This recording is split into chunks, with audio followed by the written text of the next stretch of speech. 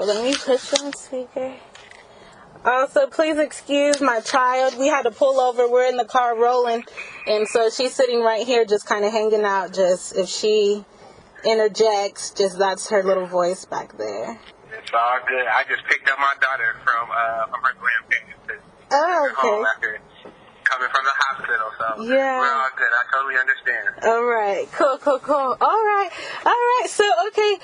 Good morning and welcome to the Author Spotlight. My name is Arilia Winn. I'm the owner and operator of Winn Publications. If you don't mind introducing yourself, telling us your name, and a bit about what you do outside of writing. Hey guys, what's going on? My name is Levi Lawerence III. I am a United States Air Force vet, a father, a husband, all-around family man. Of course, you know that I'm an author. I have my new audio book, Breaking a Walk with Man, and I am lead founder of my organization, Alluvione, our greatest networking organization out in the U.S. So, yeah, that's me in a small nutshell. Nice. Okay. And what did you say? First of all, thank you so much for your service. That is, oh my God, that's amazing. Thank you so much for doing that. Thank you. Yeah. And then second, okay, let's get into this thing about your audiobook. So earlier today, I was talking to another author who was like, Arilia, audiobook, like that's the way to go. So like, how's your experience been with doing that? You know what? My audiobook came, it took a while to do. And I say that because when I first decided to do it, life was just going all kind of different ways. I was literally getting out of the Air Force, and I was about to go into business full time. I was currently pushing my previous ebook, Raw Words with Levi, a motivational quote book. And I just was trying to figure out what I was going to do and how I was going to do it. A lot of people get really caught up on having the right mics and all the right systems to do their audiobook. And I didn't want to make it super commercialized. And so I sat back and I thought, how can I give my story to the world? How can I share my story and relate to others and make it as personal as possible without making it extremely like, okay, this clearly has a lot of money behind it. I wanted to give them that raw feeling of literally like being in the room with me. So I took my iPhone oh wow, and I took the voice memo app and I've hit record. I swear, I hit record. And I set it in the bed between my wife and I. And that's how we started having our conversation. And day by day, we would just talk and share stories from how we met and the struggles and the spiritual, mental, and emotional chains that I had to break in order to become who I am today, and how it affected her as a woman and as a mother and a wife, and how it affected me as a husband and as a father and as a man, period. Wow, that's amazing. So wait, is your audiobook like her voice and your voice, and you guys are kind of going back and forth, or what can we expect? Yeah. Really? So it's a majority of me, but and she interjects. I told her, hey, I want you to talk to me. If there's anything you want to speak, then say something. She's not a big public person. She's trying her hard to get out there, and she's more of a listener than anything. So, but she got out there, and she especially when I was wrong about something, she corrected me and she let me know that I was wrong about a certain memory that I had. And so, but it made for great conversation, and of course, anything that my wife is a part of, I definitely make sure that she gets all the credit. So if anybody looks on the description or they look up, the author, the publisher of the book, her name is right beside mine. Yes, that's awesome. Okay, so hey, definitely to anybody that's listening today, hey, get creative. Use what you got in your hand, and make it happen. So I'm sorry, go ahead. No, I said definitely. Yeah. So when did your book come out, and like where can we get it at? My book is on all platforms except for Amazon, because Amazon, for some reason, Amazon just doesn't like me or any of my books that I come out with. So I'm not on Amazon, but I'm everywhere else though. So a lot of people have been purchasing my book from the Apple Bookstore, from Barnes and Noble, the Nook, from Google Play, so the Google Play Store. So those are like the main ones. Scribd or Scribd. I always mess it up. But those are like my highest selling points where a lot of people buy books. But I'm everywhere. I'm actually getting put in libraries now. So it's going. And yeah. Yeah, that's cool. Yeah, the author that I was talking to earlier, that's what she was saying. She was like, yep, I got it. She has her book in print, an ebook, and then also as an audiobook. And she was saying her audiobook is like killing it on sales. So I think that's, hey, people who, especially if you don't like to write, but you do have a voice and you know that your voice is powerful and you're down to use it, look into audiobooks. That might be something for somebody listening. There you go. I always say during every episode, like, hey, make sure you got your pen and paper out, because a lot of times the people that I'm talking to, they spill so much knowledge just through a simple conversation. So absolutely get your pen and paper. So then, okay, well, hey, tell us about your first book. Go a little bit into more detail about that one. Tell us about the first book? Yeah. Okay, so it took me a year to create my ebook where I worked with Levi. I was really going through my life changes. I was trying to figure out who I wanted to be, where I wanted to go. You know, did I want to get out the military? Did I want to pursue business full time? You know, I'm also, trying to be the best father I could, the best husband I could. It was just so much going on. And, we have our downfalls and, our depressed days and stuff like that. So I would, sometimes I'd have a quote that I would think about, or something I would say, or something my mom would say, or something my wife would say, and I'd be like, man, I love that, and I'd write it down, and I'd tell it to myself every day that month, and it'd get me going throughout whatever it was that I was trying to defeat. Like my goals would start getting completed because I was just, I kept reading these quotes, these motivational quotes that either I was coming up with or my family was. So after a year went by, I had 100 quotes, and out of these 100 quotes, I was like, man, I love these quotes, but I got to do something with this. So I smashed them all together, and I threw a cover on them. Wow. I turned it into an ebook.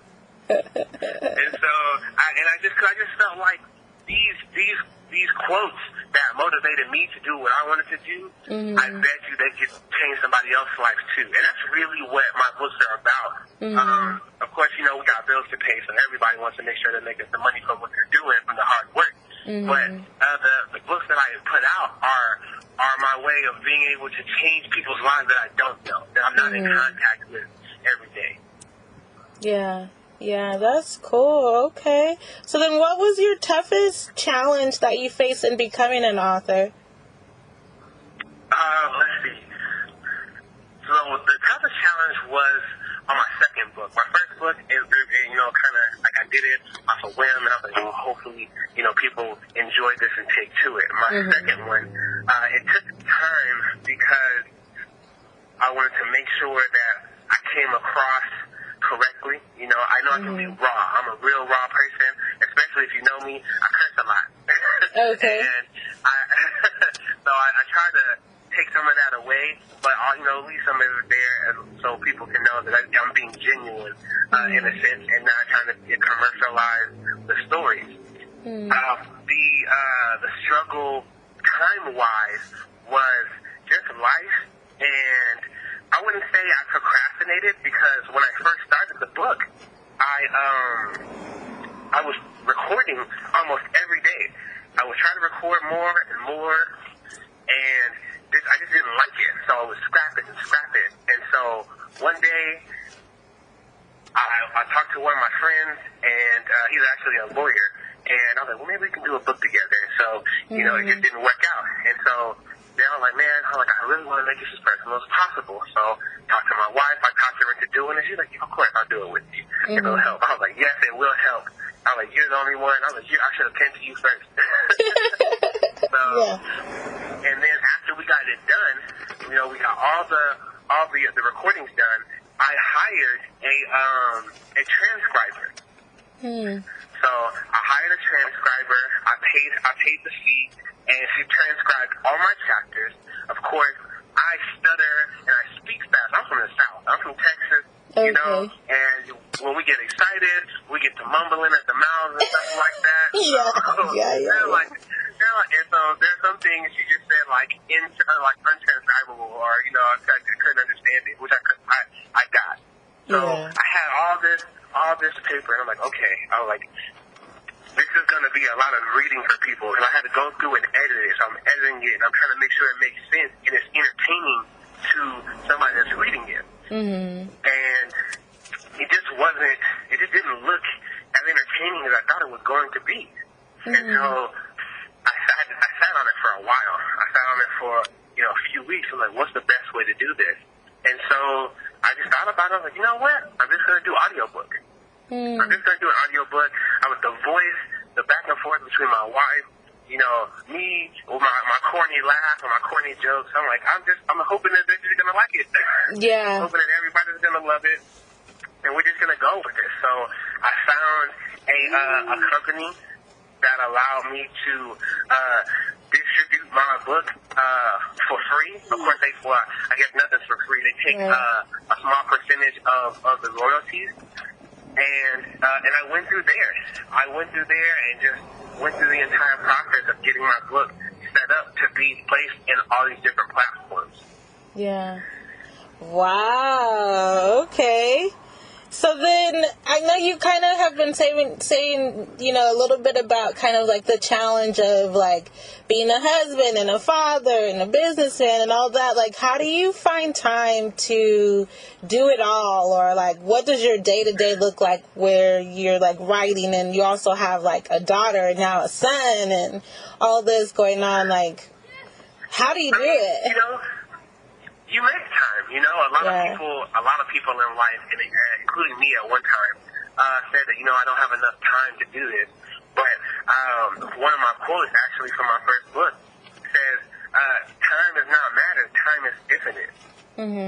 So with time being infinite, you can make time to do whatever you desire.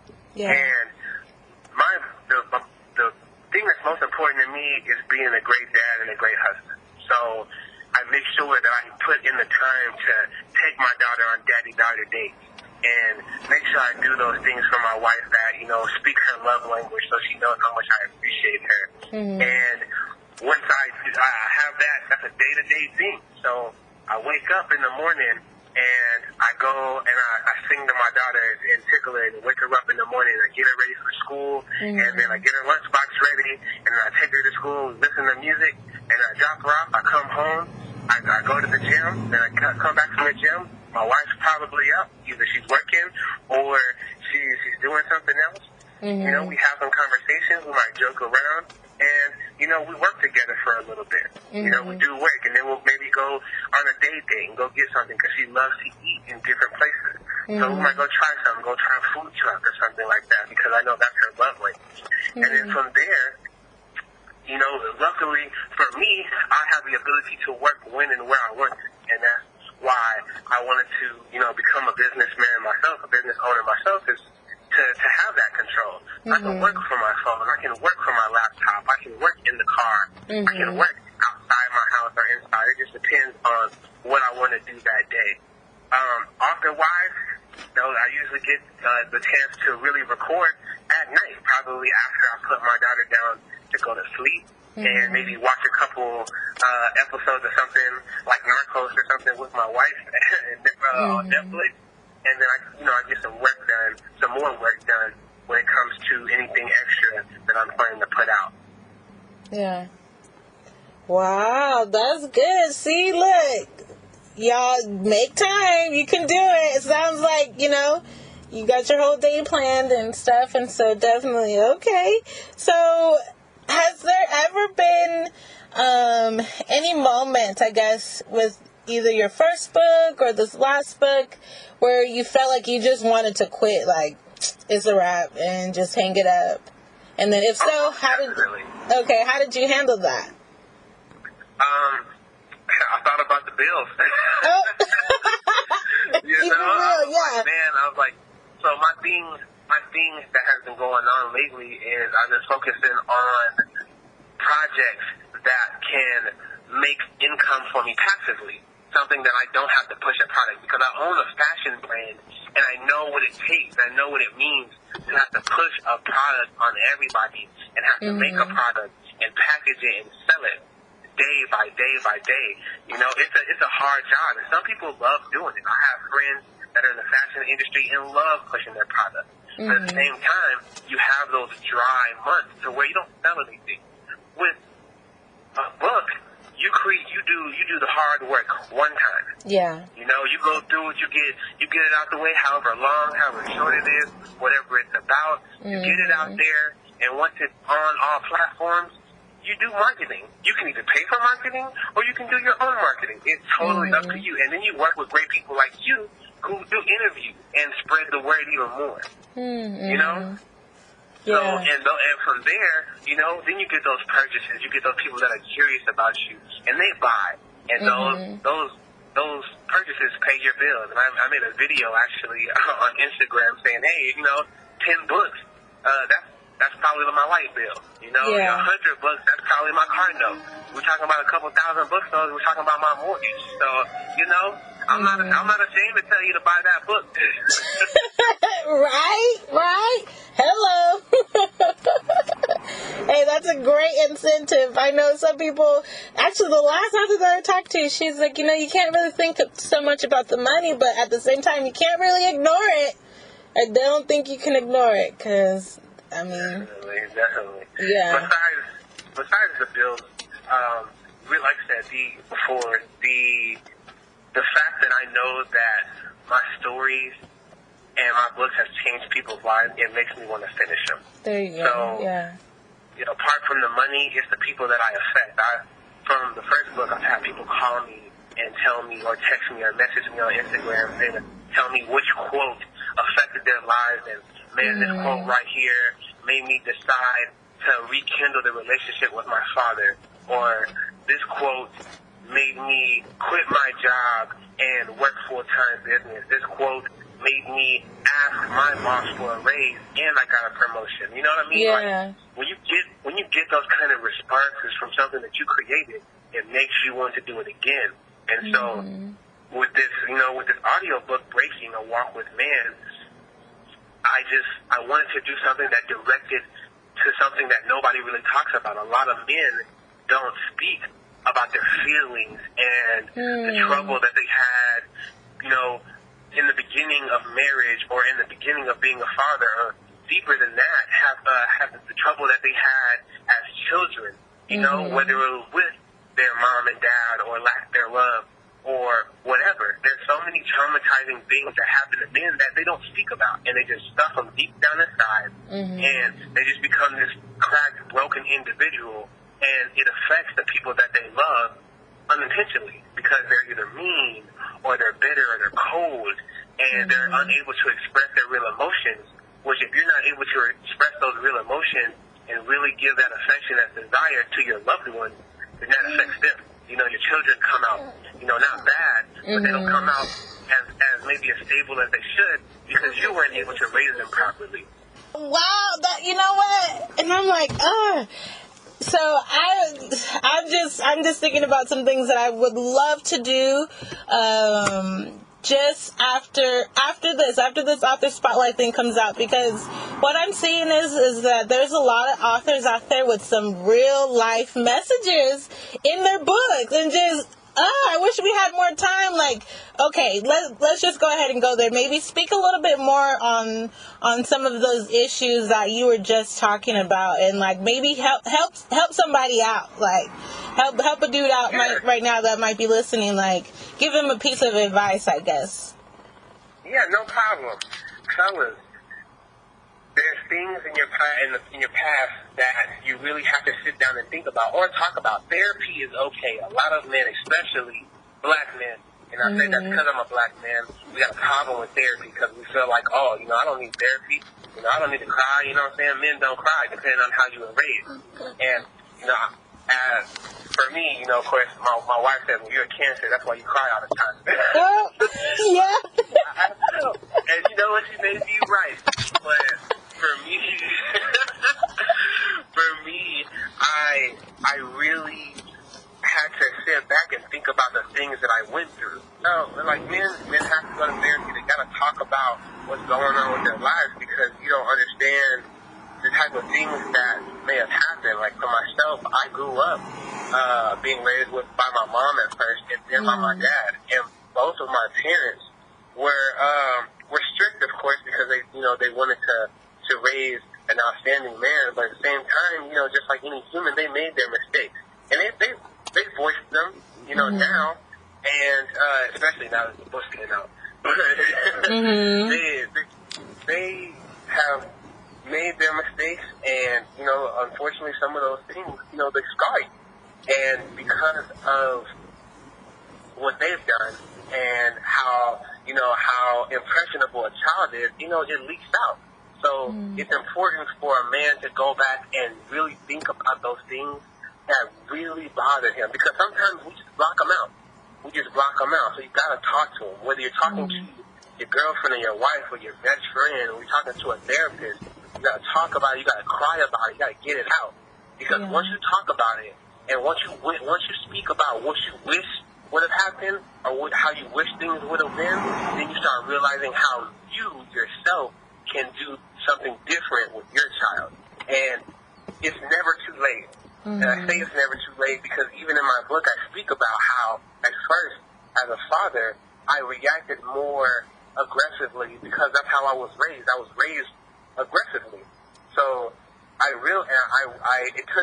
it took a drawing of my daughter.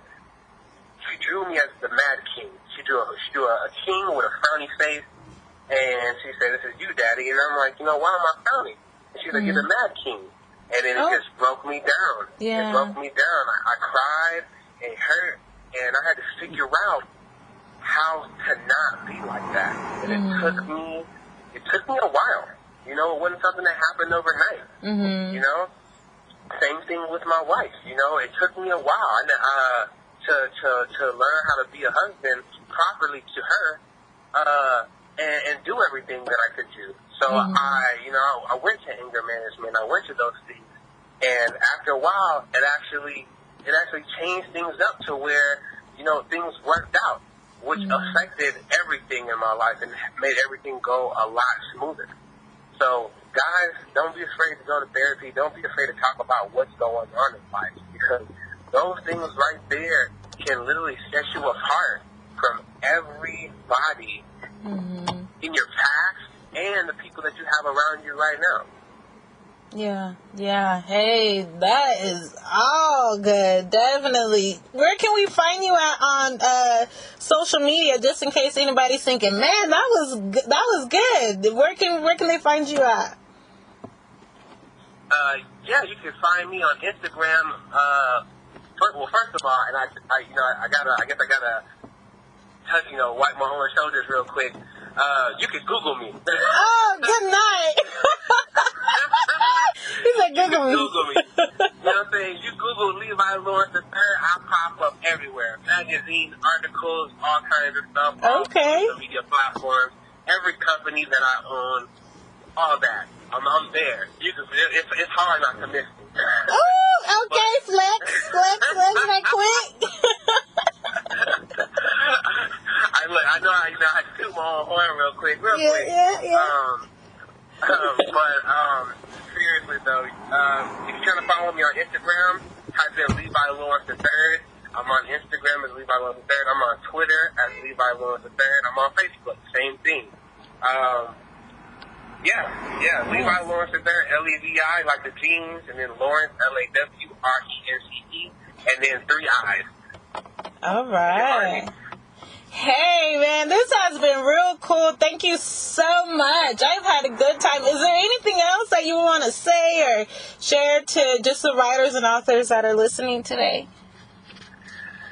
Writers and authors, don't be afraid to take the risk of letting people see your stuff. I know a lot of people get scared of their creations being judged by everybody, but you have to realize that any kind of criticism, even if it's negative criticism, can be taken positive.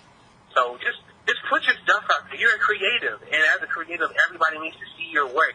And you never know the lives you may change or save because of your creation. So you gotta let your stuff out, and just go out there and be the best that you can be, and do everything that you want to do, because you never know when your last day is. Rest in peace, Kobe, and his daughter Gigi. You never know when your last day is. So make sure that you're following your dreams, and make sure you're living the life that you want to live, and don't chase the money, chase happiness.